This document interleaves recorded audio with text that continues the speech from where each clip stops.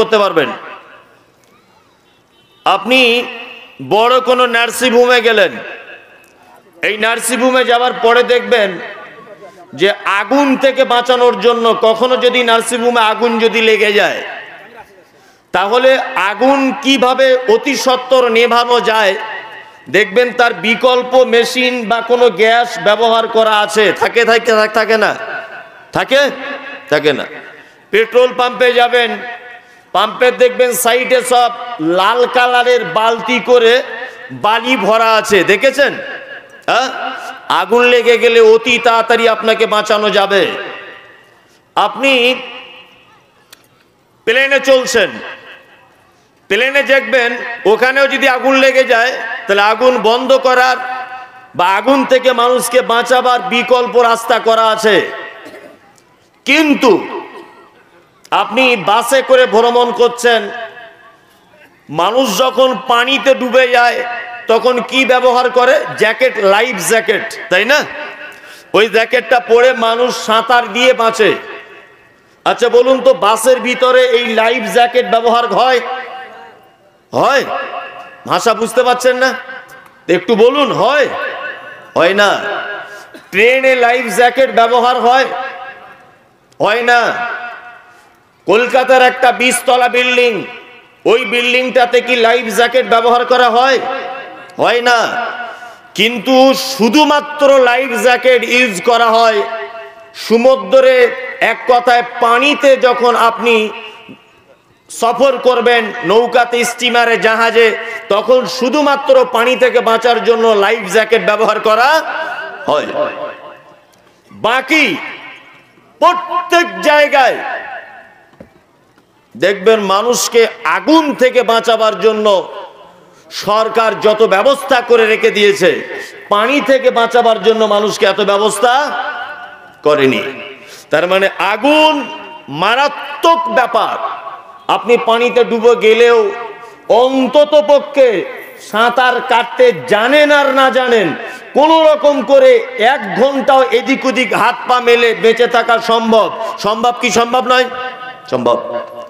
আচ্ছা, আপনাকে যদি 30 সেকেন্ডের জন্য দাউ দাউ করে জ্বলছে একটা আগুন, 30 সেকেন্ড যদি আপনাকে ওখানে দাঁড়িয়ে থাকতে বলা হয়, আপনার পক্ষে সম্ভব? সম্ভব নয়। তাহলে মানে আগুন থেকে বাঁচাবার জন্য আল্লাহ তার রাসূল এটা বাদ দেন, সাইডে রাখুন। বিভিন্ন সরকার, দায়িত্ব উপরস্থ মানুষগুলি পর্যন্ত মানুষকে আগুন থেকে বাঁচাবার জন্য আপ্রাণ চেষ্টা করে। এই জন্য আল্লাহ সুবহানাহু ওয়া তাআলা পৃথিবীতে যত নবী এবং রাসূল পাঠিয়েছেন, প্রত্যেক নবী এবং রাসূলদের মেন কাজ এই মানুষ নামক জাতিকে আগুন থেকে বাঁচাতে হবে। আবার এমন একটা আগুন থেকে বাঁচাবেন, পৃথিবীর আগুনের থেকেও অনেক অনেক গুণে তার তীব্রতা বেশি। তার নাম জাহান্নামের আগুন। বেশি কি বেশি নয়? বেশি। এই আগুন থেকে বাঁচাতে হবে। নাম্বার 2, আর জান্নাতের সুসংবাদ দিয়েছেন। এইবার আপনাকে একটা কথা জিজ্ঞাসা করি, আচ্ছা বলুন তো, জান্নাতের মধ্যে সব থেকে স্পেশাল জান্নাত তার নাম কি? ফেরদাউস। আল্লাহ নবী সাল্লাল্লাহু আলাইহি ওয়াসাল্লাম বলেছেন, যদি তোমরা কখনো কোনোদিন আল্লাহর নিকটে জান্নাত যদি চাও, অবশ্যই ফেরদাউস নামক জান্নাতটা চাইবে। এক, তার মানে বোঝা গেল জান্নাতেরও কোয়ালিটির ভাগ আছে। ভাগ নাই, কোয়ালিটির ভাগ আছে। স্পেশাল জান্নাত, আরো স্পেশাল জান্নাত, লো জান্নাত, জান্নাতের ভাগ আছে। এবার আপনাকে জাহান্নামের ব্যাপারে বলি, জাহান্নাম ঠিক ওই রকম ভাগ আছে। এই দেখুন, আল্লাহ সুবহানাহু ওয়া তাআলা পবিত্র আল কোরআনের মধ্যে বলেছেন আযাবুন আযীম। এ শব্দ আছে না নেই? আছে। আযীম মানে হচ্ছে বড়। আল্লাহ তাআলা বলছেন জাহান্নামীদের আযাব দিব, বড় আযাব।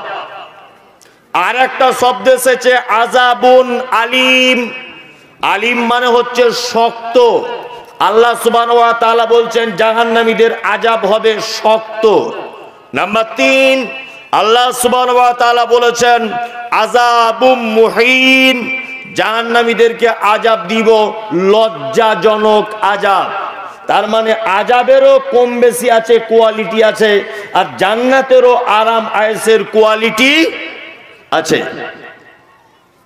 ঠিক তেমন পাপেরও কোয়ালিটি আছে, ঠিক তেমন নেকিরও কোয়ালিটি আছে, বেশি কম। যদি বলেন পাপের কোয়ালিটি কেমন, কিছু পাপ আছে পৃথিবীতে সেগুলো করলে মানুষ আনন্দ পায়, তৃপ্তি পায়। আচ্ছা, এরকম পাপ নেই যে পাপ করলে মানুষ মজা পায়? আছে, আছে, আনন্দ পায়। কেমন পাপ?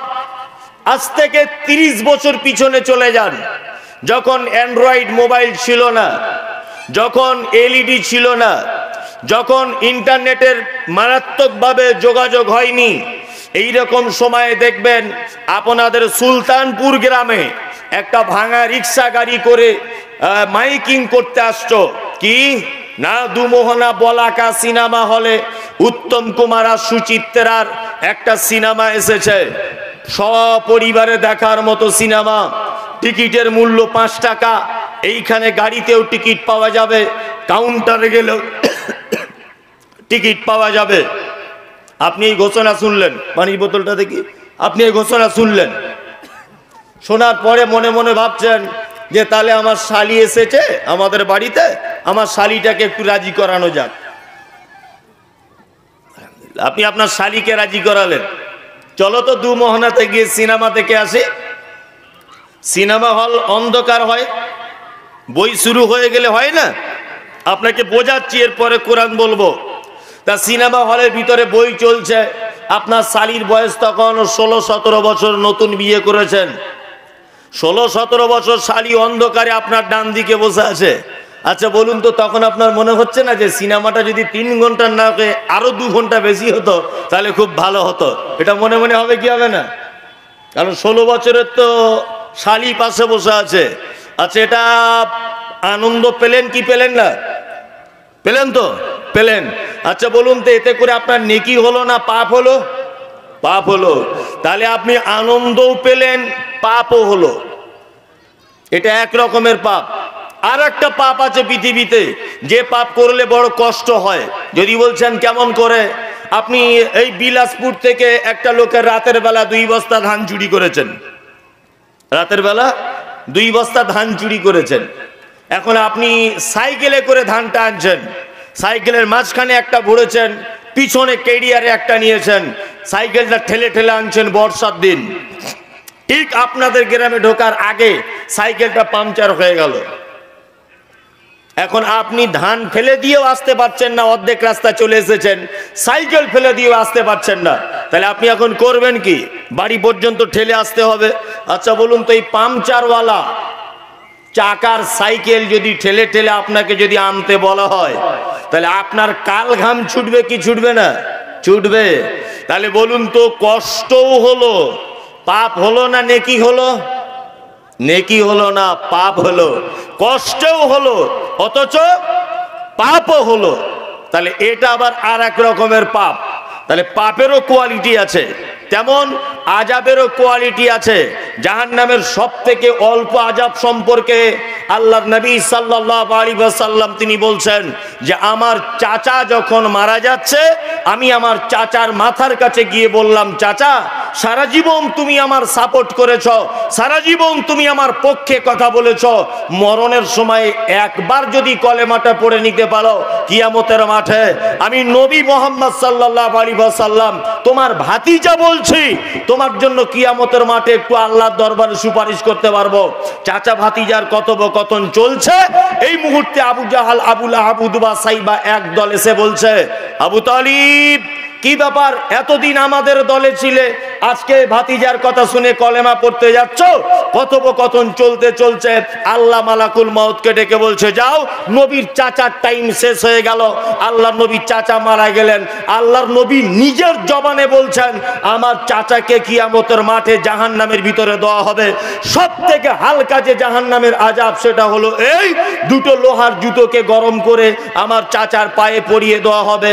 আমার চাচার লোহার জুতোর তাপের কারণে আমার চাচার মাথার মগজ টকবক টকবক করে ফুটবে। এটা হচ্ছে জাহান্নামের সব থেকে হালকা আযাব। এখান থেকে দুটো জিনিস জানা হয়ে গেল। এক, জাহান্নামের সব থেকে সহজ আযাব দুটি লোহার জুতো গরম করে আপনার পায়ে পরিয়ে দেওয়া হবে। নাম্বার দুই, এই হাদিস থেকে আপনি এটা বুঝতে পারলেন যে আল্লাহর নবীর চাচা হয়ে ভাতিজা নবী চাচা কিয়ামতের মাঠে বা কবরে কোনো সাবসিডি পাবে না, কোনো সাবসিডি নেই। আমাদের মাঝে একজন নবী ছিলেন, এই নবীটির নাম হচ্ছে নূহ আলাইহিস সালাম। খুব মন দিয়ে শুনুন, আমি লাইন একটু অন্যদিকে যাচ্ছি 5 মিনিটের জন্য। নূহ আলাইহিস সালাম নবী ছিলেন। নূহ আলাইহিস সালামের 4 বেটা, একটার নাম হাম, একটার নাম শাম, একটার নাম ইয়াফাজ, একটার নাম কেনান। কটা নাম বললাম? 4টা। হাম, শাম, ইয়াফাজ, কেনান। 3টে বেটা ঈমান নিয়ে চলে এসেছে। একটা বেটা, ছোট বেটা, তার নাম কেনান, বড্ড বদমাইশ। নূহ আলাইহিস সালাম বারবার বলছেন বেটা ঈমান আনো, বলছে আনবো না। আল্লাহ তাআলাকে হযরতে নূহ বলছেন আল্লাহ বয়স আমার অনেক হয়েছে। কোরআনের শব্দ এসেছে দিনের দাওয়াত দিতেন লাইলা ওয়া নাহারা, রাত এবং দিন অবিরত। প্রায় 950 বছর মতো বেঁচে ছিলেন। বিখ্যাত একজন নবী নূহ আলাইহিস সালাম আল্লাহকে বলছেন আল্লাহ এই তাওহীদি মিশন যেটা আমার দায়িত্বের উপরে তুমি দিয়েছো, এই দায়িত্ব আমার থেকে তুমি নিয়ে নাও। কারণ আমি এখন কথা বলতে গেলে আমার জবান তোতলা পান হয়ে যাচ্ছে, আমার শিরে উপশিরে আস্তে আস্তে নিস্তেজ হয়ে যাচ্ছে, আমার শরীরের ক্ষমতা কমে যাচ্ছে। আল্লাহ সুবহানাহু ওয়া তাআলা বলছেন মূসা তাহলে এক কাজ করো, যারা ঈমান এনেছে ওদেরকে তুমি একটা নৌকা বানাও, তোমার নৌকাতে তুলে নাও, তোমার নৌকাতে তুলে নাও। মূসা আলাইহিস সালাম নৌকা বানালেন। বিস্তারিত ঘটনা প্রত্যেক প্রাণীর জোড়ায় জোড়ায় তুলে নিলেন। ঈমান এনেছিল কতজন বিভিন্ন মতামত পেশ করা হয়েছে। কেউ কেউ বলেছেন 40 থেকে 41 জন, আবার কেউ কেউ বলেছেন 140 জনের মতো। 950 বছরে কতজন মানুষ ঈমান এনেছে? 140 জন। কেউ বলেছে শুধু 40 জনের মতো। নূহ আলাইহিস সালাম বেটাকে ডেকে বলছেন বেটা আল্লাহর অর্ডার আছে, মনে হয় আল্লাহর আযাব চলে আসবে। তা নূহ আলাইহিস সালাম আল্লাহকে বলছেন আল্লাহ নৌকা কেন বানাবো? বলছে আযাব আসবে। আযাব কিসের? না বলছে পানির আযাব আসবে। পানির আবার কেমন করে আযাব হবে? বলছে দেখবে মেয়েরা যখন চুলাতে রান্না করবে ওই চুলার ভিতর থেকে পানি উঠবে, এমনিতেই উঠবে, তখনই তুমি ভেবে নিও যে আল্লাহর আযাব শুরু হয়ে গেছে। নূহ আলাইহিস সালাম নিজের সম্প্রদায়কে গিয়ে বললেন শোনো আল্লাহর আযাব আসছে, আল্লাহর আযাব আসছে, তোমরা তাড়াতাড়ি করে বলছি যারা ঈমান এনেছো নৌকাতে উঠে যাও। আর এখনো পর্যন্ত বলছি ঈমান যদি কেউ আনতে চাও ঈমান আনো, বেঁচে যাবে, তাছাড়া বাঁচার রাস্তা নেই। ঘর মে আগ লাগি হ্যায় ঘর হি কি চিরাগ সে। আপনি যদি আমাকে চোর বলেন এটা সমাজের মানুষ গ্রহণ নাও করতে পারে, কিন্তু আমার নিজের ভাই যদি বলে মমতাজুল ইসলাম চোর, তাহলে আপনি বিশ্বাস করবেন? করবেন না? করবেন। তা সবাই যখন দেখছে যে নূহ আলাইহিস সালাম বারবার ঈমান আনার কথা বলছে, তখন কেনান বলছে ঈমান আপনাকে আব্বা বলে মানি, নবী বলে মানি না, আল্লাহকে মানি না। তখন নূহ আলাইহিস সালাম বলছে বেটা বড় বিপদে পড়ে যাবে, কিন্তু খুব বড় বিপদে পড়ে যাবে। তা বলছে কি বিপদে পড়বো? বলছে পানির আযাব হবে। মানুষ দলে দলে আসছে আর বলছে চুলা থেকে পানি বার হচ্ছে। তখন বেটা কেনান বলছে তোমার এত বড় আল্লাহ চুলার ভিতর থেকে পানি দিয়ে আযাব? এই ঢঙের গল্প এখানে করছো? এই সব আজাব আমি মানি না। পানি আস্তে আস্তে করে বাড়তে বাড়তে এক হাঁটু এক কোমর এরকম হতে হতে যখন ও একদম মানুষ হাবুডুবু খাচ্ছে, তখন কেনান বলছে, দেখি তোমার আল্লাহর কত পাওয়ার আছে, যদি পাহাড়ে পানি লাগিয়ে দিক, আমি যদি পাহাড়ে উঠবো, দেখি তোমার আল্লাহর কত পাওয়ার আছে। একদম যদি পাহাড়ের মাথাতে উঠেছে কেনান, নূহ আলাইহিস সালামের বেটা। একদম যদি পাহাড় পানি যখন ওভারটেক করে গেল, কেনান তখন চারিদিকে ঘুরছে, হাবুডুবু খাচ্ছে, আর নিজের বাপ নূহ বেটার চারিদিকে নৌকা নিয়ে ঘুরছে, আর আল্লাহকে বড় আফসোস করে বলছে, ইন্নাহু লি আহলিহি, আল্লাহ এটা আমার পরিবার, এতজন মারা যাচ্ছে আমার আফসোস নেই, কিন্তু এটা আমার বেটা, আমার বড় কষ্ট হচ্ছে, আমার বেটা মারা যাচ্ছে। আল্লাহ উপর থেকে নূহকে বলছে, নূহ ঈমান আনেনি বেটা বলে পরিচয় দিয়ে লাভ হবে না, ভালো কাজ করেনি বেটা বলে পরিচয় দিয়ে লাভ হবে না, আজকেও মারাই যাবে, এটাই চূড়ান্ত। প্রথম হাদিস থেকে আপনাকে বুঝিয়েছি, নবীর চাচা হয়েও বাঁচতে পেরেছে, পারেনি। দ্বিতীয়বার আপনাকে আবার বোঝানোর জন্য বলছি, নূহ আলাইহিস সালাম একজন আল্লাহর নবী, নবী হয়ে নিজের বেটাকে বাঁচাতে পেরেছে, পারেনি। নিজের বেটা নিজের বাপ নবী বলে কোনো সাবসিডি পেয়েছে, পাইনি। বর্তমান কিছু হুজুর বলছে যে আমাদের সার্টিফিকেটে লোক জান্নাত চলে যাবে। এখন হুজুরি নূহ আলাইহিস সালামের মতো নৌকা চালাবে কিনা তার ঠিক নাই। কি বলছি বুঝতে পারছেন না? কিছু লোক বলছে না যে আমাদের সঙ্গে থাকো জান্নাতে চলে যাবে, জান্নাত যেন ওর মামুর বাড়ি। হুজুর মনে হয় জান্নাতের ঠিকা নিয়ে বসে আছে। নবী তার চাচাকে বাঁচাতে পারছে না, আরে বিশ্বাসঘাতক বলছে যে আমরা জান্নাতের সার্টিফিকেট দিয়ে দেব। কি আশ্চর্য ব্যাপার। তাহলে আপনাকে বোঝালাম এতক্ষণ ধরে পাপ অনেক রকমের, জাহান্নামের সাজাও অনেক রকমের। এবার আপনাকে বলছি জান্নাতের অনেক রকমের কোয়ালিটি আছে। হাইফাই জান্নাত, তার নাম ফেরদাউস। লোকাল জান্নাত আছে, সেটাও জান্নাত, কিন্তু তার আরামায়েশ একটু কম। এটা কেমন করে আপনাকে বোঝাবো? এই দেখুন আপনাকে বোঝাই। আপনি এখান থেকে কিষানগঞ্জ থেকে ট্রেন ধরবেন, যাবেন আপনি কোথায়? দিল্লিতে ধরে নেন। তা দিল্লিতে যাবেন, দিল্লিতে টিকিট কেটেছেন, লোকাল টিকিট কেটেছেন, জেনারেল টিকিট, তার দাম 300 টাকা। 300 টাকা দিল্লিতে যাবার টিকিট কেটেছেন। জেনারেল কম্পার্টমেন্টের টিকিট বুঝেন তো? হ্যাঁ, কেমন গুতাগুতি করে, মানে এর ঘাড়ের উপরে ওর পা, ও শুয়ে আছে, ওর মাথার উপরে ওর ঠ্যাং উঠে গেছে, এর দাম 300 টাকার টিকিট। 700 টাকা দিয়ে টিকিট কাটবেন, রিজার্ভেশনে যাবেন, কনফার্ম সিটে বসে আরামে যাবেন, তাই না? আবার যদি আপনি 3000 টাকার টিকিট যদি কাটেন, কোথায় যাবেন? এসিতে বসে যাবেন। একটাই প্ল্যাটফর্ম থেকে গাড়ি ছাড়বে, একই গতিতে চলবে, একটাই ড্রাইভার চালাবে, একই টাইমে দিল্লিতে পৌঁছাবে, একই টাইমে ছাড়বে, একই গার্ডম্যান থাকবে। শুধুমাত্র যেমন টাকা তেমন আরাম। 300 টাকার গুতাগুতি করে যাও, 500 টাকার মিডিয়ামে যাও, 2000 টাকার এসিতে আরাম করে যাও।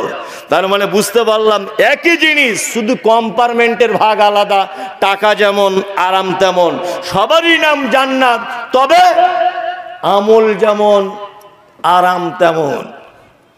বুঝাতে পেরেছি? যেমন আরাম, যেমন আমল তেমন আরাম। সাধারণ আমল করেছেন, লোকাল জান্নাতে থাকবেন। খুব বেশি আমল করেছেন, ফেরদাউসে থাকবেন। তাহলে আমি আজকে ফেরদাউসে কি করে ঢোকা যাবে এই আমলটা বলে দেবো ইনশাল্লাহ। আজকে থেকে আমল করার চেষ্টা করবো ইনশাল্লাহ। বলুন ইনশাল্লাহ। ইনশাল্লাহ। তাহলে ফেরদাউসে আমরা চলে যাচ্ছি, তাই তো? আর লোকাল জান্নাতেরটাও বলবো, লোকাল জান্নাতে যাওয়ার আমল বলবো। তারপরে জাহান্নামে কারা কারা চলে যাচ্ছে এটাও বলবো, যদি টাইম থাকে তাহলে। প্রথম ফেরদাউসেরটা শুনে নিই। আল্লাহ সুবহানাহু ওয়া তাআলা বলছেন, কি বলছেন? কদ আফলাহাল মুমিনুন। আল্লাহ তাআলা বলছেন মুমিনরা তো সফলতা পেয়েই গেছে, পাবে কথা না। আল্লাহ তাআলা বলছেন কদ আফলাহাল মুমিনুন, এই সমস্ত মুমিনরা তো সফলতা পেয়েই গেছে। কারা পেয়েই গেছে সফলতা? আল্লাহ তাআলা বলছেন আল্লাযীনা হুম ফি সালাতিহিম খাশিউন, যারা তাদের নামাজে খুব বিনয়ী। নামাজ পড়ে কিসের সঙ্গে? বিনয়ের সঙ্গে, নম্রতা ভদ্রতার সাথে। খুজুর সাথে এবং খুব ধীর স্থিরতা অবলম্বন করে সালাত আদায় করে, ওয়াক্ত অর্থাৎ টাইমকে মেনটেন্স করে। আর কি করে না, সালাতের পদ্ধতিগুলো সঠিক পদ্ধতিতে আদায় করে। আল্লাহ তাআলা বলছেন খাশিউন, এরা জান্নাতুল ফেরদাউসের একদম ফার্স্ট কাতারে থাকবে। কারা? যারা সালাত সমূহকে হেফাজত করে, সালাত সমূহকে কি করে? সালাতকে যারা নম্রতা ভদ্রতার সঙ্গে বিনয়ের সঙ্গে যারা সালাত আদায় করে। এবার আপনাকে একটা কথা বলে রাখছি, খুব মন দিয়ে শুনুন। বিনয়ী এবং ভদ্রতার সর্বপ্রথম একটা লোক ভদ্র কতটা, আচ্ছা বলুন তো, এটা কি দেখে বোঝা যায় প্রথমে জানেন? আমি মমতাজুল ইসলাম কত ভদ্র, আপনি আমার সঙ্গে কথা বলেননি। আমি যে গাড়িটা চেপে এসেছি ওই গাড়িটা দেখলেন, আর আমার উপরের পোশাকটা দেখলেন। আচ্ছা এই দুটো জিনিস দেখে কি বোঝা যাবে যে আমি ভদ্র কি নম্র কি অভদ্র? যাবে? কিছুই বুঝেন না আপনি। সর্বপ্রথম বোঝা যাবে একটা লোক ভদ্র নম্র কি না তার রুচি দেখে, তার রুচি দেখে। আমি যদি একটা লাল ক্যাটকেটে পাঞ্জাবি আর মাথায় যদি গেরুয়া কালারের বড় একটা পাগড়ি বেঁধে যদি এখন স্টেজে উঠি, লোক কি বলবে? শালা মৌলভী সাহেব না সাধু বাবা রে, এ বলবে কি বলবে না? হ্যাঁ, আমি একটা গাড়ি চেপে এলাম, গাড়িটার কালার একদম ডিজে কালার ধরে নেন, চক চক চক চক চক চক করছে, তা লোক দেখে কি বলবে? ফচকে মৌলভী সাহেব রে, রং দেখ কেমন পছন্দ করেছে। তার মানে কি, অনেক সময় তার পোশাক, অনেক সময় তার চোখের দেখা গাড়ি, অনেক সময় তার খাওয়ার রুচি, এইটাকে ডিফেন্ড করে মানুষটা কতটা নম্র কতটা ভদ্র, ঠিক কিনা বলুন? হ্যাঁ, এইবার একটা কথা বলছি, আপনি নামাজে যে নম্রতা, আল্লাহ তাআলা বলছেন নামাজে যারা খুব বিনয়ী, এই বিনয়ী মানুষ হিসাবে আপনি কখন হবেন না, অনেকটাও নামাজ পড়ার সময় আপনার পোশাকের উপরে অনেকটা বোঝা যাবে, বুঝলেন না? অফিস আদালত সব জায়গাতে যাচ্ছে ফক সেন মেরে, আর মাথার স্মৃতি কেটে জেসমিন তেল মাথায় দিয়ে ডান হাতে টাইটান ঘড়ি অফিসে যাচ্ছে। ওই লোকটাই দেখবেন অফিস থেকে বাড়ি এসে নিজের ভালো দামি জামা কাপড় খুলে দিয়ে মসজিদে যাচ্ছে নামাজ পড়তে, ছেঁড়া পাঞ্জাবি পরে মনে হচ্ছে লালগোলা থেকে ভিখারি ঢুকছে। ওই লোকটাকেই দেখবেন অফিসে যখন গেল দামি পাঞ্জাবি পরে, আর মসজিদে যখন ঢুকলো ছেঁড়া পাঞ্জাবি পরে, আর ওর গায়ের গন্ধ, জামা কাপড়ের অপরিষ্কার, এই অবস্থায় মসজিদে ঢুকে গেল, অথচ অফিস আদালত থেকে ঘুরে এলো দামি জামা কাপড় পরে। তাহলে আপনি যে বিনয়ী, আপনি যে ভদ্র মানুষ, তার বহির প্রকাশ আপনার পোশাকের উপরও অনেকটা ডিপেন্ড করে, করে না? করে। ওই জন্য আমি বলে দিয়েছি এর আগেও, আবার আপনাকে বলছি, অন্তত পক্ষে আপনার কাছে বিনীত অনুরোধ, মসজিদে নামাজ পড়তে যাবার আগে একটা সুন্দর পাঞ্জাবি ব্যবহার করবেন। মাথায় থাকবে এটা। এই পর্যন্ত বগল কাটা গেঞ্জি পরে মসজিদে যাচ্ছে নামাজ পড়তে, নামাজ হবে কি না হবে এ ফতোয়া আমি দিচ্ছি না, তবে এটা আমি বলতে পারবো এটা অভদ্রতা। কি বলছি বুঝতে পারছেন না? এটা অভদ্রতা। নামাজ আপনার হবে কি হবে না এ ফতোয়া আমি দিচ্ছি না, তবে আমি এটা বলবো এই বগল কাটা গেঞ্জি না পরে আপনি একটা পাঞ্জাবি পরার চেষ্টা করুন। আপনি কার সামনে দাঁড়াচ্ছেন ব্যাপারটা বুঝতে পারছেন না, যে আমি এখন আল্লাহর সামনে যাচ্ছি। আল্লাহু আকবার। আচ্ছা, পবিত্র কোরআনে আল্লাহ এই কথা বলেছেন যে ইন্নাস সালাতা তানহা আনিল ফাহশাই ওয়াল মুনকার, নিশ্চয়ই নামাজ নামাজিকে কুকর্ম কুকথা থেকে বিরত রাখে। এটা আল্লাহ বলেছে কি বলেনি? বলেছে, বলেছে।